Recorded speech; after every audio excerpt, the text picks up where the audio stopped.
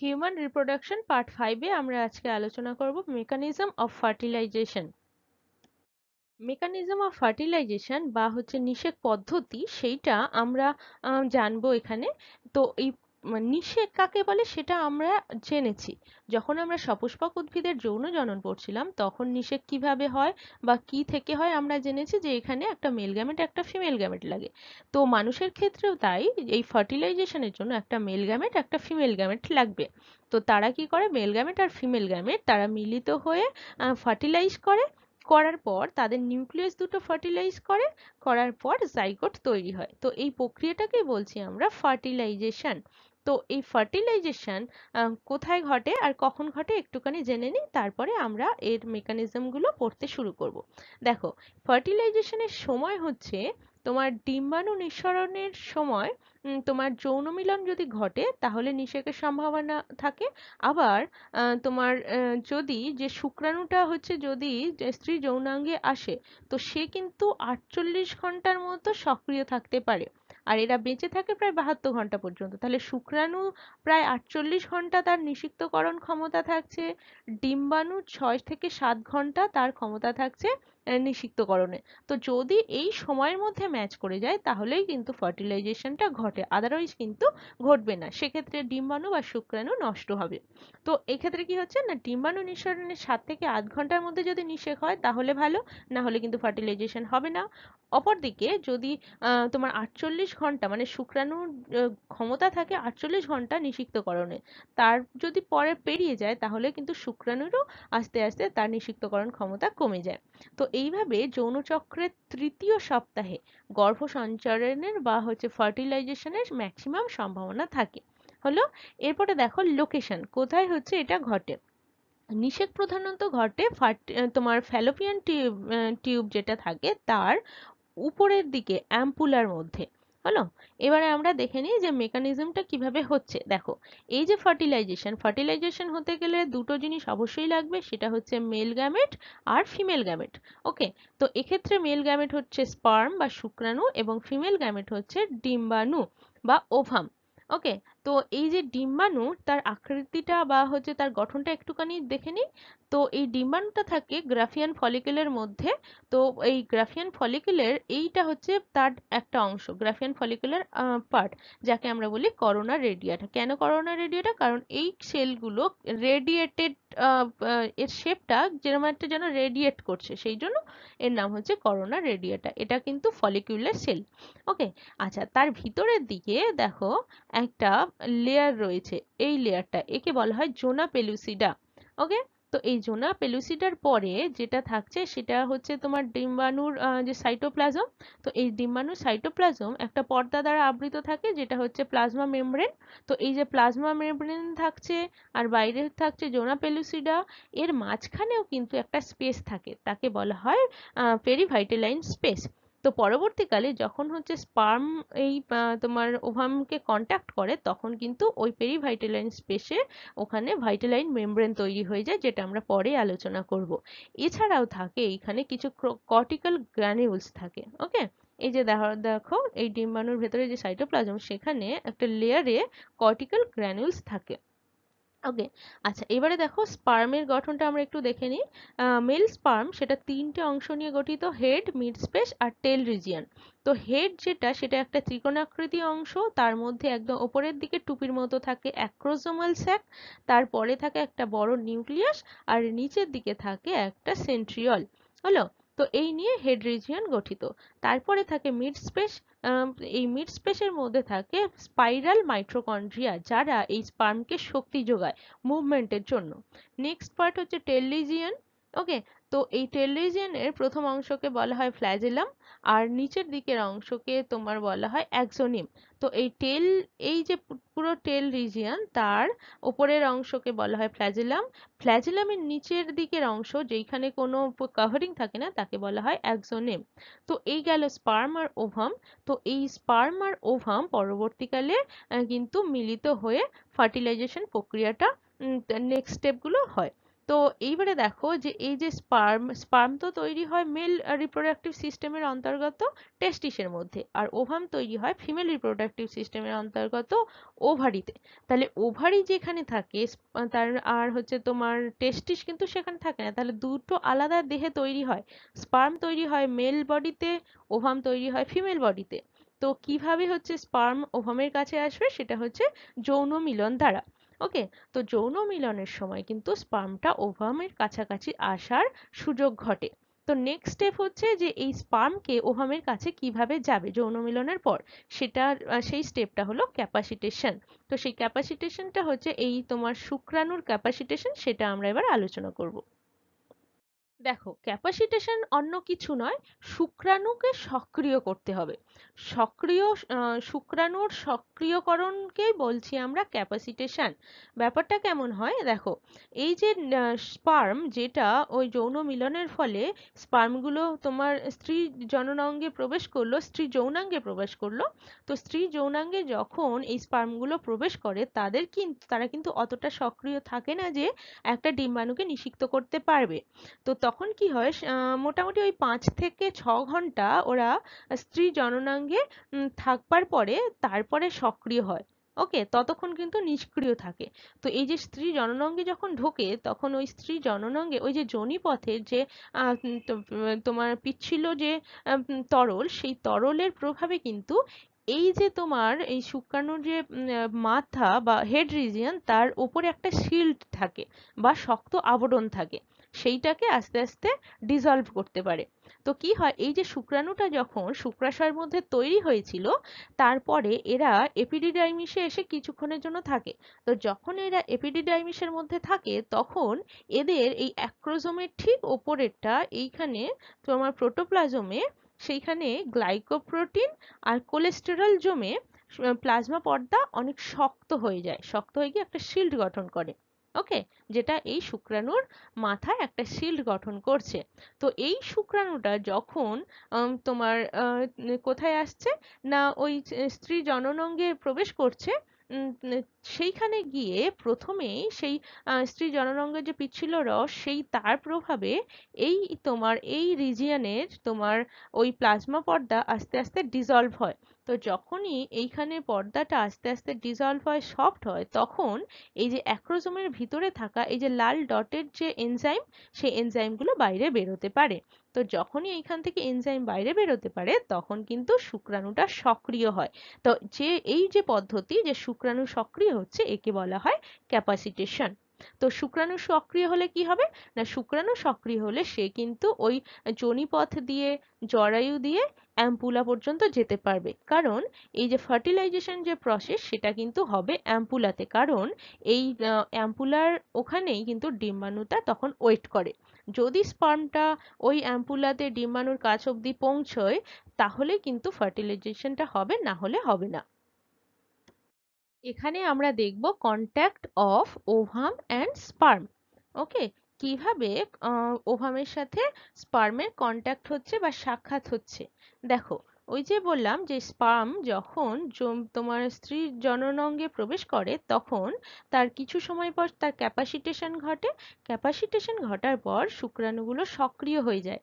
এই সক্রিয় শুক্রাণু যোনিপথ দিয়ে প্রবেশ করে, জরায়ু দিয়ে প্রবেশ করে, সে একটা সময় ওই তোমার ফ্যালোপিয়ান টিউবের ওই উপরের যে অংশ, যাকে আমরা বলি অ্যাম্পুলা, সেখানে আসে।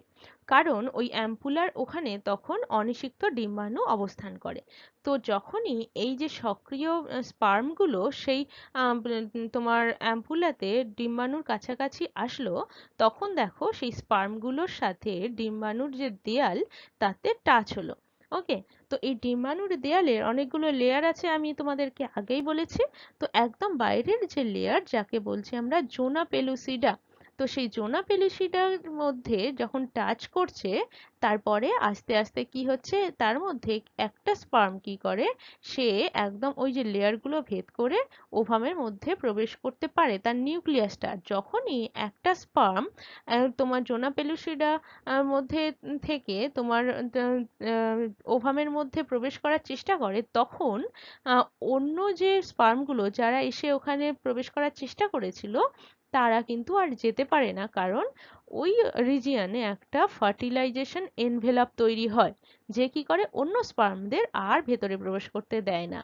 ওকে, তো এইভাবে একটা স্পার্ম যখন ওভামের সাথে কন্ট্যাক্ট হচ্ছে, তখন অন্য স্পার্মগুলো তারা কিন্তু আর ভেতরে প্রবেশ করতে পারে না ফার্টিলাইজেশন এনভেলপের জন্য। দেখো যে ওই যখন সক্রিয় স্পার্ম সে ওভামকে স্পর্শ করছে, ওভামের মেমব্রেন স্পর্শ করছে, তখন কি হয়, তখন স্পার্মের মধ্যে তার যে অ্যাক্রোজোমে কিছু চেঞ্জ হয়। কি রকম সে চেঞ্জ, দেখো, ক্যাপাসিটেশনের সময় অ্যাক্রোজোমের যে পর্দা সেইটা শুক্রাণুর প্লাজমা পর্দার সাথে যুক্ত হয়ে যায়। এর ফলে অল্প পরিমাণে এইখান থেকে তোমার উৎসেচক বাইরে বেরিয়ে আসে। এর মধ্যে হায়ালিউরোনিডেজ যেটা হায়ালিউরোনিডেজ উৎসেচক সে করোনা রেডিয়েটার গ্র্যানুলোসা কোষগুলোকে গলিয়ে দেয়। তো এই যে তোমার অ্যাক্রোজোমাল এনজাইম যেটাকে আমরা বলছি হায়ালিউরোনিডেজ, সে কি করছে না, সে করোনা রেডিয়েটার গ্র্যানুলোসা কোষসমূহকে গলিয়ে দেয়, ফলে অ্যাক্রোজোম সহ এই যে অ্যাক্রোজোম সহ নিউক্লিয়াস ওই যে জোনা পেলুসিডার মধ্যে দিয়ে তোমার শুক্রাণু গ্রাহক অবধি পৌঁছে যায়। ওকে, জোনা পেলুসিডার গায়ে কিছু শুক্রাণু গ্রাহক থাকে, স্পার্ম রিসেপ্টর থাকে, সেই অবধি পৌঁছে যায়। এবার যখনই সেখানে পৌঁছে যায়, আচ্ছা, এই যে গ্রাহক এদেরকে বলা হয় জেপি3। এই গ্রাহকদের বলা হয় বা এই রিসেপ্টরদের বলা হয় জেপি3। তো সেই অবধি যখন পৌঁছে যায়, তখন অনেকগুলো শুক্রাণু জোনা পেলুসিডার গায়ে আটকে যায়। কারণ একটা শুক্রাণুর নিউক্লিয়াস যখন ওভামের মধ্যে প্রবেশ করছে, তখন ওই যে পেরিভাইটালাইন স্পেসে সেইখানে কিন্তু ওই যে গ্র্যানুলেটেড সেল ছিল সেইগুলো আর তোমার হচ্ছে পেরিভাইটালাইন স্পেস, সেটা মিলিত হয়ে একটা ভাইটালাইন মেমব্রেন গঠন করে, ফলে বাইরে থেকে আর কোনো শুক্রাণু ভেতরে প্রবেশ করতে পারে না। আর ওই যে অ্যাক্রোজোমের পর্দায় অবস্থিত প্রোটিওলাইটিক উৎসেচক অ্যাক্রোসিন থাকে, তার সাহায্যে জোনা পেলুসিডার মধ্যে দিয়ে একটা পথ তৈরি করে নেয়। তো সেই পথ তৈরি করার পর ওরা কি করে, ওই শুক্রাণুর যে নিউক্লিয়াস, সেই নিউক্লিয়াসটা কিন্তু ডিম্বাণুর সাইটোপ্লাজমের মধ্যে চলে যায়। ওকে, এখানে দেখো তোমরা, যেটা আমি বললাম যে অ্যাক্রোজোমাল রিয়াকশন হয়ে সে কিভাবে কিন্তু এই তোমার স্পার্মের নিউক্লিয়াসকে ওভামের সাইটোপ্লাজমের মধ্যে প্রবেশ করাচ্ছে। এই যে ছিল follicular cell, corona radiata cell, সেই করোনা রেডিয়েটার সেলকে তোমার পাচিত করে তোমার স্পার্মের যে হেড, সেইটা এই জোনা পেলুসিডাল লেয়ারকে পাচিত করলো হায়ালিউরোনিডেজ উৎসেচক দ্বারা, যেই উৎসেচকগুলো ছিল তোমার ওই অ্যাক্রোজোম স্যাকে। তো অ্যাক্রোজোম স্যাক থেকে হায়ালুরোনিডেজ উৎসেচক বের করছে, যে কি করলো, এইখানকার এই যে জোনা পেলুসিডাকে পাচন করছে। এবার জোনা পেলুসিডা পাচন করার পর সে তোমার এক ধরনের প্রোটিওলাইটিক উৎসেচক অ্যাক্রোসিন নির্গত হচ্ছে, যে কি করছে, জোনা পেলুসিডার মধ্যে একটা স্পেস তৈরি করছে, একটা পথ তৈরি করছে, যেই পথ দিয়ে এই স্পার্মটা এসে একটা সময় এই মেমব্রেনটা স্পর্শ করলো। এই মেমব্রেনটা হচ্ছে ওভামের মেমব্রেন, প্লাজমা মেমব্রেন। সেইটা স্পর্শ করার পর কি হচ্ছে, সেটাকেও পাচন করছে, এবং এই যে ভেতরের যে নিউক্লিয়াসটা, সেটা ওভামের সাইটোপ্লাজমের মধ্যে প্রবেশ করাচ্ছে। ওকে, আচ্ছা, এর পরে যেটা হচ্ছে সেটা হচ্ছে কর্টিক্যাল রিয়াকশন। কর্টিক্যাল রিয়াকশনটা আমরা নেক্সট স্টেজে দেখবো। আচ্ছা, এখানে দেখবো আমরা কর্টিক্যাল রিয়াকশন। সেটা কখন হচ্ছে না, ওই যে অ্যাক্রোজোমাল রিয়াকশনের পরে হচ্ছে কর্টিক্যাল রিয়াকশন। কি হলো, যখন অ্যাক্রোজোমাল রিয়াকশন হচ্ছে, তখন এই যে তোমার স্পার্মে যে ওপরের হেড রিজিয়নে যে অ্যাক্রোজোম, সেটা জেনা পেলুসিডা তাকে পাচিত করে একদম ওভামের যে মেমব্রেন, প্লাজমা মেমব্রেন, সেই পর্যন্ত পৌঁছে যায়। তো যখনই হচ্ছে প্লাজমা মেমব্রেন পর্যন্ত পৌঁছে যায়, তখন কি হয়, ওই ওভামের যে সাইটোপ্লাজম, সেইখানে থাকা কর্টিক্যাল গ্র্যানিউলস, ওকে, সেই কর্টিক্যাল গ্র্যানিউলস গুলো কি করে, এই তোমার প্লাজমা মেমব্রেনের সাথে ফিউজ করে, এবং ফিউজ শুধু করে না, তার মধ্যে থাকা এনজাইমকে এক্সোসাইটোসিস প্রক্রিয়ায় সেই রাসায়নিক পদার্থগুলোকে নির্গত করে, যারা কি করে, এই যে পেরিভাইটালাইন যে স্পেস, সেইটাকে আরো বেশি মোটা করে এবং একটা নিষেক পর্দা গঠন করে। ওকে, যে নিষেক পর্দাকে বলা হয় ফার্টিলাইজেশন মেমব্রেন। তো যখনই ফার্টিলাইজেশন মেমব্রেন তৈরি করে এই যে কর্টিক্যাল গ্র্যানুলস গুলো মিলে, তখন আর কোনো স্পার্ম এর ভেতরে বা ওভামের মধ্যে প্রবেশ করতে পারে না। একে বলা হয় কর্টিক্যাল রিয়াকশন। এখানে আমরা কর্টিক্যাল রিঅ্যাকশন আর অ্যাক্রোজোমাল রিঅ্যাকশনটা একসাথে দেখে নেব। দেখো, যেটা আমরা আগেই পড়েছি তা আমি এখানটাতে তোমাদের আরেকটুখানি দুটো কম্পেয়ার করে দেখানোর জন্য দিয়েছি। দেখো, প্রথমে অ্যাক্রোজোমাল রিঅ্যাকশনে কি হচ্ছে, এই যে স্পার্ম, তার মাথা এসে একটা সময় তোমার ওই যে কর্পাস লিউটিয়াম ভেদ করে একটা সময় এলো জোনা পেলুসিডার মেমব্রেনের কাছে। তো যখনই জোনা পেলুসিডার মেমব্রেনে এলো, তখন এই যে অ্যাক্রোজোম যেটা আছে সেটা কিন্তু, দেখো ওই যে গ্রিন কালারের অ্যাক্রোজোমাল শ্যাক থেকে যে এনজাইম, সেইগুলো কিন্তু জোনা পেলুসিডার মধ্যে পড়লো। তো জোনা পেলুসিডার মধ্যে পড়ার পর তো হলো কি, অ্যাক্রোজোমাল রিঅ্যাকশন হলো, যার ফলে এই জোনা পেলুসিডার এই যে অংশ সেটা পাচিত হয়ে গেল। যাওয়ার পর কি হলো না, স্পার্ম সে তার হচ্ছে ওর মধ্যে একটা হোল তৈরি করলো এবং এই তোমার এগ সেলের যে মেমব্রেন সেই পর্যন্ত প্রবেশ করলো। তো এগ সেলের মেমব্রেন পর্যন্ত প্রবেশ করার পর এইখানে এসে তোমার এই তোমার স্পার্মের এই যে মেমব্রেনটা সেইটা কিন্তু ফিউজ করলো এগ সেলের মেমব্রেনের সাথে। যখনই ফিউজ করলো তখন এর নিউক্লিয়াসটা, স্পার্মের নিউক্লিয়াসটা কিন্তু প্রবেশ করলো ওভামের সাইটোপ্লাজমের মধ্যে। তো ওভামের সাইটোপ্লাজমের মধ্যে যখন প্রবেশ করলো, তখন কি হচ্ছে, একটা যখন নিউক্লিয়াস ভেতরে প্রবেশ করলো, তখন যাতে বাকি স্পার্মগুলো আর প্রবেশ করতে না পারে, তখন এইখানকার কিছু কর্টিক্যাল গ্র্যানিউলস, যেটা হচ্ছে ওভামের সাইটোপ্লাজমে থাকে, সেই কর্টিক্যাল গ্র্যানিউলস গুলো এই মেমব্রেনের সাথে ফিউজ করে, এইটা হচ্ছে পেরিভাইটালাইন স্পেস, সেইখানটাতে ফিউজ করে তৈরি করে একটা একটা এখানে লেয়ারিং তৈরি করে, যাকে বলা হয় ফার্টিলাইজেশন মেমব্রেন। ওকে, তো এই ফার্টিলাইজেশন মেমব্রেন তৈরি করার ফলে যেটা হয়, আর কোনো স্পার্ম সে এসে এই জোনা পেলিসিডের ওপর পড়লেও সে কিন্তু আর ভেতরে প্রবেশ করতে পারে না। ওকে, তো নেক্সট আমরা এই সবগুলো একসাথে একটুখানি দেখে নেব। আচ্ছা, এখনো পর্যন্ত যে স্টেপগুলো আমরা দেখলাম আমরা একটুখানি বলে নিই। দেখো, স্পার্ম প্রথমে ক্যাপাসিটেটেড হচ্ছে। ক্যাপাসিটেটেড স্পার্ম এসে তোমার অনিষিক্ত ডিম্বাণু অ্যাম্পুলাতে থাকে, সেই অ্যাম্পুলাতে এসে অনিষিক্ত ডিম্বাণুর মেমব্রেনকে টাচ করছে। যখনই স্পার্ম এসে অনিষিক্ত ডিম্বাণুর মেমব্রেন টাচ করছে, জোনা পেলুসিডার মেমব্রেন টাচ করছে, তখন কি হয় তোমার, এই যে স্পার্মের যে মাথাতে যে থাকে অ্যাক্রোসোমাল স্যাক, তার মধ্যে থেকে যে এনজাইম হায়ালুরোনিডেজ উৎসেচক বেরিয়ে এই জোনা পেলুসিডাকে পাচন করে। জোনা পেলুসিডাকে পাচন করার পর সে স্পার্মের যে হেড সেটা কিন্তু একদম তোমার ওভামের যে মেমব্রেন, প্লাজমা মেমব্রেন, সেই পর্যন্ত প্রবেশ করে এবং একটা সময় ওই ওভামের মেমব্রেন আর স্পার্মের মেমব্রেন ফিউজ করে। তো ফিউজ করার পর এই স্পার্মের ভিতর থেকে স্পার্মের যে নিউক্লিয়াস সেইটা ওভামের সাইটোপ্লাজমে প্রবেশ করে, এবং যখনই সাইটোপ্লাজমের মধ্যে প্রবেশ করছে, তখন এই ওভামের মধ্যে থাকা কর্টিক্যাল গ্র্যানিউলস সেইগুলো এইখানে থাকা ভাইটালাইন যে লেয়ার, তার বাইরে একটা অংশ থাকে পেরিভাইটালাইন স্পেস, সেই পেরিভাইটালাইন স্পেসের মধ্যে কর্টিক্যাল গ্র্যানিউলসগুলো এক্সোসাইটোসিস প্রক্রিয়ায় কিছু রাসায়নিক পদার্থ ক্ষরণ করে এবং একটা মেমব্রেন তৈরি করে, যাকে বলা হয় ফার্টিলাইজেশন মেমব্রেন। এই ফার্টিলাইজেশন মেমব্রেনটা তৈরি হওয়ার পর আর কোনো স্পার্ম সে কিন্তু এই ওভামের মধ্যে প্রবেশ করতে পারে না। এরপরে কি হয়, এই নিউক্লিয়াসের সাথে ওভামের নিউক্লিয়াসের মিলন হবে, যেটা আমরা নেক্সট স্টেপে দেখব। দেখো, এখানে কি হচ্ছে, এখানে ওই যে বললাম স্পার্মটার মধ্যেকার নিউক্লিয়াস ভেতরে তো প্রবেশ করলো, এবারে সেই নিউক্লিয়াসটা, স্পার্মের নিউক্লিয়াস আর ওভামের মধ্যে থাকা ওভামের নিউক্লিয়াস দুটো কি করছে, এই দেখো স্পার্মের নিউক্লিয়াস আর ওভামের নিউক্লিয়াস দুটো একসাথে ফিউজ করছে। ফিউশন হচ্ছে, হয়ে তৈরি করলো এইখানে একটা জাইগোট নিউক্লিয়াস গঠন করলো। ওকে, তো এই যে এইটাকে আমরা বলছি যে তোমার স্ত্রী প্রোনিউক্লিয়াস, আর এটাকে বলছি পুং প্রোনিউক্লিয়াস। এই দুটো নিউক্লিয়াস একসাথে তোমার অ্যাম্ফিমিক্সিস হচ্ছে, দুটো একসাথে যে মিলিত হচ্ছে, ফিউজ করছে, একে বলছি আমরা অ্যাম্ফিমিক্সিস। এই অ্যাম্ফিমিক্সিসকে শুক্রাণু আর ডিম্বাণুর ক্রোমোজোমগুলো এইভাবে মিলিত হওয়াকে বলা হয় ক্যারিওগ্যামি বা অ্যাম্ফিমিক্সিস। তো এইভাবে যখন এন সংখ্যক ক্রোমোজোম বিশিষ্ট তোমার মেল শুক্রাণুর যে নিউক্লিয়াস এবং ফিমেলের যে ডিম্বাণুর নিউক্লিয়াস, তারা মিলিত হয়ে তৈরি করলো তোমার জাইগোট। কি তৈরি হলো তাহলে, তোমার ডিপ্লয়েড জাইগোট তৈরি হলো। সেই জাইগোট পরবর্তীকালে বৃদ্ধি পেয়ে এমব্রায়ো গঠন করবে। এখানে ওই ফার্টিলাইজেশনের প্রক্রিয়ার কিছু এক্সট্রা ইমেজ আমি দিয়ে রেখেছি, তোমরা পড়ার সময় এগুলোর সাথেও কম্পেয়ার করে করে পড়বে, তাহলে বুঝতে সুবিধা হবে।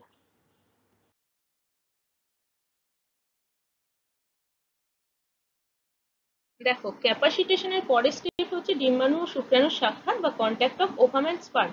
তো এই যে স্পার্ম ওভামের সাথে কন্ট্যাক্ট করবে, তো কোথায় দিয়ে সে যাবে সেই লেয়ারিং গুলোর সম্পর্কে আমি আরেকটুখানি তোমাদের বলে দিই।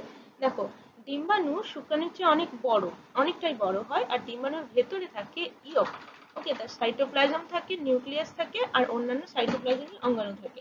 আর ডিম্বাণুতে কিন্তু কোনো সেন্ট্রিওল থাকে না। ডিম্বাণু থেকে নির্গত তোমার ডিম্বাশয় থেকে নির্গত হয়ে ডিম্বাণু একটা তোমার সেকেন্ডারি উসাইট তৈরি করে। সেই জন্য এর কিন্তু নিউক্লিয়াসটা অতটা ক্লিয়ার থাকে না, কারণ এটা তখন দ্বিতীয় মিয়োসিস বিভাজনের জন্য এর নিউক্লিয় পর্দা এটা আস্তে আস্তে নষ্ট হয়ে যায়। আর এই ডিম্বাণুর যে প্লাজমা মেমব্রেন, এই যে মেমব্রেন দেখছো, এই প্লাজমা মেমব্রেন, সেই প্লাজমা মেমব্রেনে তরল পদার্থে পূর্ণ থাকে। ওকে, তো একে বলা হয় পেরিভাইটালাইন স্পেস। তো এই পেরিভাইটালাইন স্পেসের বাইরে কোনো কিন্তু গ্লাইকোপ্রোটিনের স্তর থাকে, কোষবিহীন গ্লাইকোপ্রোটিনের স্তর। ওকে, এই যে অংশটা যাকে আমরা বলছি জোনা পেলুসিডা, তাহলে কি থাকছে, এখানে থাকছে জোনা পেলুসিডা, এখানে থাকছে প্লাজমা মেমব্রেন।